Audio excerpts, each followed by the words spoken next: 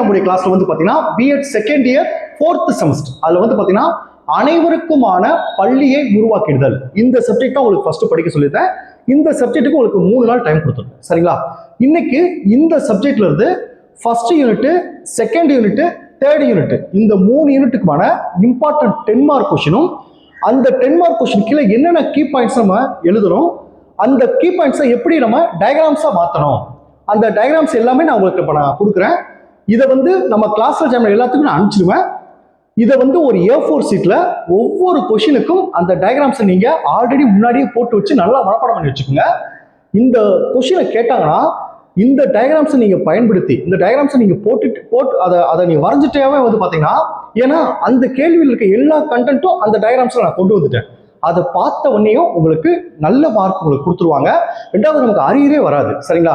இந்த மாதிரி நம்ம டயக்ராம்ஸ் போட்டு நம்ம எழுதும்போது உங்களுக்கு மார்க் அதிகமாக கிடைக்கிறதுக்கு வாய்ப்பு இருக்கு. சரிங்களா?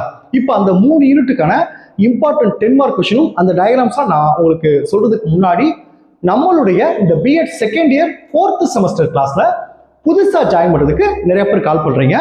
நீங்க எப்படி ஜாயின் பண்ணணும்னா என்னுடைய மொபைல் நம்பர் 9159084262 இந்த நம்பருக்கு நீங்க கால் பண்ணுங்க.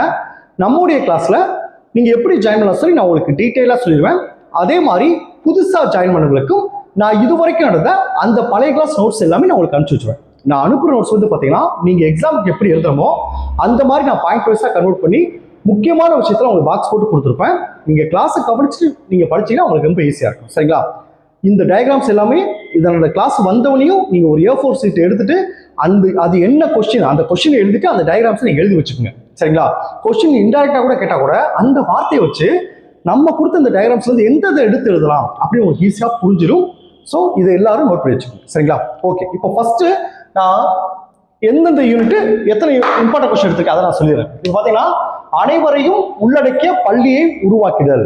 இதுல ஃபர்ஸ்ட் யூனிட். சரிங்களா? ஃபர்ஸ்ட் யூனிட்ல இருந்து 4 இம்பார்ட்டன்ட் கொஸ்டின் கொடுத்துருக்கேன். அதுக்கான கீ பாயிண்ட்ஸ் டயக்ராம்ஸ் இப்போ நான் சொல்ல போறேன். அதே மாதிரி யூனிட் 2ல 4 இம்பார்ட்டன்ட் 10 மார்க் கொஸ்டின் கொடுத்துருக்கேன். அதுக்கான கீ பாயிண்ட்ஸ் டயக்ராம்ஸ் இப்போ நான் சொல்லிடுறேன். அதே மாதிரி யூனிட் 3 இதுல 2 இம்பார்ட்டன்ட் கொஸ்டின் எடுத்திருக்கேன். அதுக்கான கீ பாயிண்ட்ஸ் டயக்ராம்ஸ் எல்லாமே நான் சொல்லிடுறேன். சரிங்களா?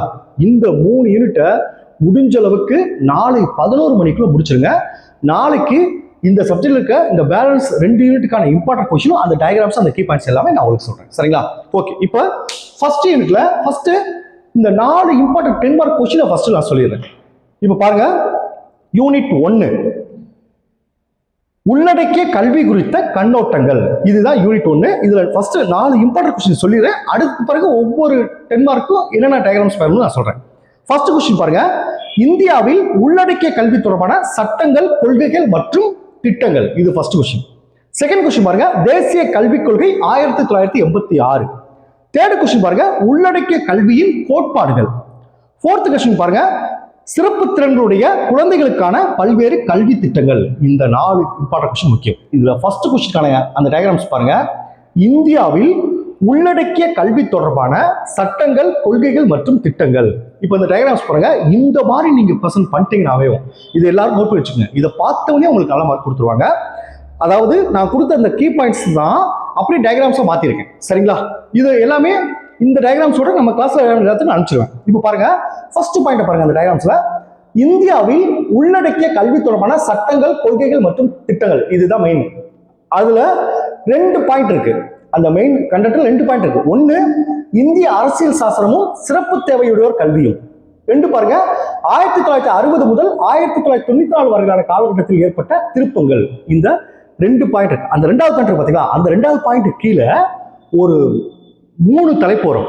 1 கோத்தாரி கல்விக் குழுவின் அறிக்கை, 2 ஒருங்கிணைந்த குழு மேம்பாட்டு திட்டம், 3 செயலாற்றல் குறைபாடுடைய குழந்தைகளுக்கான ஒருங்கிணைந்த கல்வி திட்டம் 1974.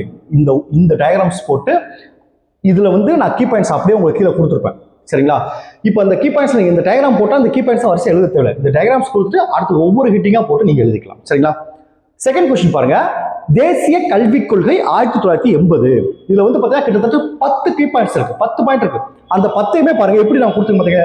இந்த டயக்ராம்ஸ் பாத்தீங்களா, இந்த மாதிரி நீங்க வரைஞ்சிட்டீங்கன்னா உங்களுக்கு ஃபுல் மார்க் கிடைச்சிடும். அதுல பாருங்க, முதல் பாயிண்ட் பாருங்க, தேசிய கல்விக் கொள்கையை நடைமுறைப்படுத்துவது தொடர்பான செயல் திட்டம். 2 தேசிய புனர்வாழ்வு கல்வி நிறுவன தோற்றம். 3 செயலாற்றல் குறைபாடு தொடர்பான சட்டம், 4 மாவட்ட தொடக்க கல்வி திட்டம், 5 அனைவருக்கும் கல்வி திட்டம், 6 கல்வி பெறும் உரிமை சட்டம், 7 செயலாற்றல் குறைபாடுடைய குழந்தைகள் மற்றும் இளைஞர்களுக்கான உள்ளடக்கிய கல்விக்கான செயல் திட்டம், அடுத்து 8 இடைநிலை கல்வி அளவில் அனைவரையும் உள்ளடக்கி கல்வி அளித்தல், 9 செயலாற்றல் குறைபாடு உடையோருக்கான தேசிய கல்விக் கொள்கை, 10 தேசிய அறக்கட்டளை சட்டம் 1999. இந்த 10 தலைப்பு இந்த மாதிரி டயக்ராம்ஸ் போடுறேன். சரிங்களா? அது கீழே அந்த கீ பாயிண்ட்ஸ், இந்த டயக்ராம்ஸ் போட்டு அந்த கீ பாயிண்ட்ஸ் எழுத தேவையில்லை. அடுத்து 3வது கொஸ்டின் பாருங்க, உள்ளடக்கிய கல்வியின் கோட்பாடுகள். இதுல 8 பாயிண்ட் இருக்கு. 1 நட்புணர்ச்சி சேர்ந்திருந்த கோட்பாடு, 2 சமத்துவ கோட்பாடு, 3 பங்கேற்றல் கோட்பாடு, 4 ஏற்றுக்கொள்ளும் கோட்பாடு, 5 சிறப்பு வகுப்பறைகள் நிராகரிக்கப்படும் கோட்பாடு, 6 தனியார் வேற்றுமையில் கோட்பாடு, 7 விலக்கி வைத்தலுக்கு எதிரானது, 8 மாற்றம் கோட்பாடு. இந்த 8 டயக்ராம்ஸ் கொண்டு வந்துருங்க. சரிங்களா? அடுத்து 4வது கேள்வி பாருங்க, சிறப்பு தேவைகளுடைய குழந்தைகளுக்கான பல்வேறு கல்வி திட்டங்கள். இதுல பாருங்க எப்படி நான் புரிச்சு பாருங்க. இந்த மாதிரி கொடுத்தீங்கன்னா நல்ல மார்க் கிடைக்கும். இப்போ அந்த தலைப்பு பாருங்க, சிறப்பு தேவைகளுடைய குழந்தைகளுக்கான பல்வேறு கல்வி திட்டங்கள். ஒரு 4 பாயிண்ட்ஸ் இருக்கு. 1 உள்ளடக்கிய கல்வி அணுகுமுறை, 2 ஒருங்கிணைந்த கல்வி அணுகுமுறை, 3 சிறப்பு கல்வி அணுகுமுறை, 4 சிறப்பு தேவையுடைய குழந்தைகளுக்கு அளிப்பதற்கான டெனாமா மற்றும் ரொனால்டு கல்வி திட்ட படிமங்கள். இந்த 4 வரும். சரிங்களா? இதுதான் ஃபர்ஸ்ட் யூனிட்டுக்கான 4 இம்பார்ட்டன்ட் கொஸ்டின். அடுத்து செகண்ட் யூனிட்ல 4 இம்பார்ட்டன்ட் கொஸ்டின் இருக்கு. ஃபர்ஸ்ட் கொஸ்டின் பாருங்க, உள்ளடக்கிய கல்வி அளித்தலில் உள்ள தடைகள், 2 உள்ளடக்கிய கல்வி வெற்றிகரமாக அமைந்துள்ளதற்கு ஊக்குவிக்கும் வழிமுறைகள், 3 உள்ளடக்க கல்வியில் ஆசிரியர்கள் மற்றும் இதர பங்குதாரர்களிடம் செயலாற்றலை வளர்த்தல், 4வது கொஸ்டின் உள்ளடக்க கல்வியினால் கிட்டும் நன்மைகள். இந்த 4 முக்கியமான கொஸ்டின். இப்போ ஒவ்வொன்றுக்கும் டயக்ராம் சொல்றேன். ஃபர்ஸ்ட் கொஸ்டின் பாருங்க, உள்ளடக்கிய கல்வி அளித்தலில் உள்ள தடைகள். இந்த பாருங்க, உள்ளடக்கிய கல்வி அளித்தலில் உள்ள தடைகள் 3 முக்கியமான தடைகள் இருக்கு. 1 உள்ளடக்கிய கல்வி மனப்பான்மை சார்ந்த தடைகள், 2 அமைப்பு முறை சார்ந்த தடைகள், 3 அணுகக்கூடிய நிலை அல்லது உட்கட்டமைப்பு சார்ந்த தடைகள். இந்த மாதிரி டயக்ராம்ஸ் போட்டு ஒவ்வொரு தடைகளுக்குமே டயக்ராம்ஸ் கொடுத்துருப்பேன். இப்போ ஃபர்ஸ்ட் தடைகள் பாருங்க, உள்ளடக்கிய கல்வி மனப்பான்மை சார்ந்த தடைகள்ல இந்த 4 பாயிண்ட் வரும். சரிங்களா? இந்த மாதிரி டயக்ராம் போட்டு எழுதுங்க. அடுத்து 2வது பாருங்க, அமைப்பு முறை சார்ந்த தடைகள். அதுல இந்த மாதிரி டயக்ராம் போட்டு எழுதுங்க. சரிங்களா? இது எல்லாமே நம்ம கிளாஸ் டைம்ல எல்லாத்துக்கும் அனுப்பிச்சிடுவேன். அடுத்து 3 பாருங்க, இந்த அணுகக்கூடிய நிலை உட்கட்டமைப்பு சார்ந்த தடைகள். அதுல எப்படி கொடுத்துருக்க டயக்ராம்ஸ், இந்த டயக்ராம்ஸ் போட்டுக்கங்க. 4 அடுத்து இதுதான் இந்த 3 தலைப்புக்கான இது. செகண்ட் கொஸ்டின் பாருங்க, உள்ளடக்கிய கல்வி வெற்றிகரமாக அமைந்துள்ளதை ஊக்குவிக்கும் வழிமுறைகள். வெற்றிகரமாக அமைந்துள்ளதை ஊக்குவிக்கும் வழிமுறைகள்ல முதல் பாயிண்ட் பாருங்க, உள்ளடக்கிய கல்வி அளித்தலில் எதிர்ப்படும் தடைகளை வெற்றி கொள்ளுதல். அதுக்கு கீழே 7 பாயிண்ட்ஸ் இருக்கு. 1 அனைவரையும் உள்ளடக்கிய கல்விக்கு எதிரான மனப்பான்மைகள், 2 எளிதாக அணுகத்தக்க தன்மை மற்றும் மேம்பாட்டு கற்றல் சூழல், 3 கலைத்திட்டமும் மாணவர் அடைவை மதிப்பிடுதலும், 4 குடும்பத்தினரின் ஈடுபாட்டை அதிகரித்தல், 5 சமுதாய பங்கேற்பை உறுதி செய்தல், 6 கல்வி அமைப்பில் உள்ளோருக்கு மறுபயிற்சி அளித்தல், 7 அரசு கொள்கையில் மாற்றங்கள். அந்த ஃபர்ஸ்ட் பாயிண்ட்டுக்கு இந்த 7 தலைப்பு வரும். செகண்ட் பாயிண்ட் பாத்தீங்கன்னா, பள்ளிகளில் உள்ளடக்கிய கல்வி செலவழித்ததில் ஊக்கமளிக்கும் வழிமுறைகள். இதுதான் இந்த கீ பாயிண்ட்ஸ் செகண்ட் கொஸ்டின்கான. அடுத்து தேர்ட் கொஸ்டின் பாருங்க, உள்ளடக்கிய கல்வியில் ஆசிரியர்கள் மற்றும் இதர பங்குதாரர்களிடம் செயலாற்றலை வளர்த்தல். அதுல இந்த டயக்ராம்ஸ் பாருங்க, உள்ளடக்கிய கல்வியில் ஆசிரியர் மற்றும் இதர பங்குதாரர் செயலாற்றலை வளர்த்தல. ரைட் சைடு முதல் பாயிண்ட் பாருங்க, உள்ளடக்கிய கல்வியின் பங்குதாரர்கள். செகண்ட் தலைப்பு பாருங்க, உள்ளடக்கிய கல்வி தொடர்பான திறன்களை ஆசிரியர்களிடம் வளர்த்தல். அந்த 2வதுக்கு கீழே ரெண்டு தலைப்பு இருக்கு. 1 பணி முன்பயிற்சி, பணி இடைப்பயிற்சி. அடுத்து 3வது தலைப்பு பாருங்க, மாணவர்கள் மற்றும் அவர்களோடு உடன் பயிலும் சிறப்பு தேவைகள் உடையோரிடம் உள்ளடக்கிய கல்வி தொடர்பான திறன்களை வளர்த்தல். 4 பாருங்க, உள்ளடக்கிய கல்வி தொடர்பான திறன்களை பெற்றோர்களிடம் வளர்த்தல். 5 உள்ளடக்கிய கல்வி தொடர்பான திறன்களை பள்ளி நிர்வாகிகளிடம் வளர்த்தல். இதுதான் அந்த கேள்வி. சரிங்களா? அடுத்து 4வது கேள்வி பாருங்க, உள்ளடக்கிய கல்வியினால் கிட்டும் நன்மைகள். ஒரு 3 நன்மைகள் இருக்கு பாருங்க. உள்ளடக்கிய கல்வியினால் கிட்டும் நன்மைகள், 1 செயலாற்றல் குறைபாடு உள்ள மாணவர்களுக்கு உள்ளடக்கிய கல்வியினால் கிட்டும் நன்மைகள், 2 செயலாற்றல் குறைபாடு இல்லாத மாணவர்களுக்கு உள்ளடக்கிய கல்வியினால் கிடைக்கும் பயன்கள், 3 உள்ளடக்கிய கல்வியால் ஆசிரியருக்கு கிடைக்கும் பயன்கள். இந்த 3 பயன்களை எழுதிக்கலாம். சரிங்களா? அடுத்து 3வது கொஸ்டின் பாருங்க, உள்ளடக்கிய கற்றல் சூழ்நிலையை உருவாக்குதல். இதுல 2 முக்கியமான கொஸ்டின். ஃபர்ஸ்ட் கொஸ்டின் பாருங்க, அனைவருக்குமான வடிவமைப்பு, 2 பல்வேறு சூழல்களில் அனைவருக்குமான வடிவமைப்பின் பயன்பாடு. இந்த 2 கொஸ்டின். அதுல ஃபர்ஸ்ட் கொஸ்டின்கான கீ பாயிண்ட்ஸ் பாருங்க, அனைவருக்குமான வடிவமைப்பு. இதுல ஃபர்ஸ்ட் பாயிண்ட் பாருங்க, அனைவருக்கும் வடிவமைப்பு என்பதன் பொருளும் வரையறையும் 2 அனைவருக்குமான வடிவமைப்பின் கோட்பாடுகள். அந்த அனைவருக்குமான வடிவமைப்பு கோட்பாடுகள் கீழே 6 பாயிண்ட் இருக்கு.